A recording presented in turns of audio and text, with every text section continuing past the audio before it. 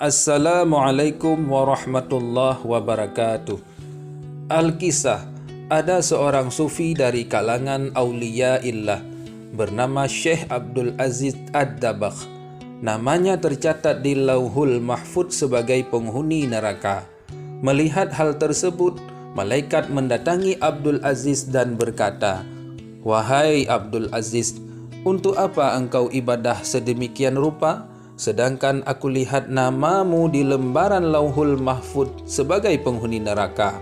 Bagaimanapun ibadahmu, tetaplah akan masuk neraka."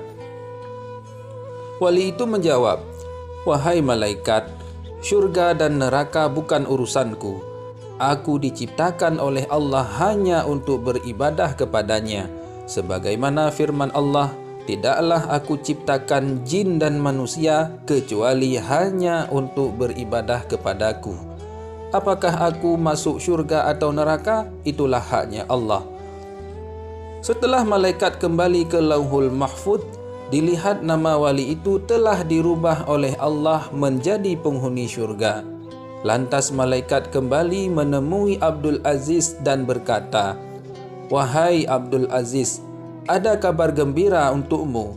Baru saja aku melihat namamu oleh Allah dirubah menjadi penghuni syurga di Lauhul Mahfuz." Abdul Aziz menjawab, "Alhamdulillah, tapi sekali lagi wahai malaikat, syurga dan neraka bukan urusanku. Aku beribadah hanya untuk menggapai ridha Allah. Kalau Allah ridha aku di neraka, ya itulah tujuanku, ridha Allah." Malaikat pun menjawab, "Wahai Abdul Aziz, ikhlasmu inilah yang membuat Allah ridha dan merubah namamu menjadi penghuni syurga," ujar malaikat dengan penuh takjub.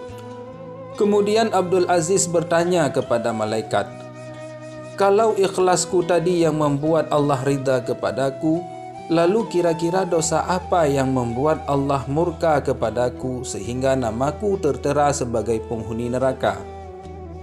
Malaikat berkata, "Ingatkah ketika engkau masih kecil, ketika umurmu sekitar 15 tahun, ketika engkau tidur di kamarmu, engkau mendengar suara langkah kaki ibumu menuju tempat tidurmu untuk menyuruhmu membeli sesuatu di pasar? Karena engkau mendengar suara langkah kaki ibumu menuju kamarmu, lalu engkau pura-pura tidur padahal engkau sudah bangun agar engkau tidak disuruh pergi ke pasar. Ketika ibumu membuka pintu kamarmu dan melihatmu masih tidur, ibumu merasa kasihan dan tidak jadi menyuruhmu ke pasar. Sebab engkau bohongi ibumu, Allah murka dan mencatat namamu sebagai penghuni neraka."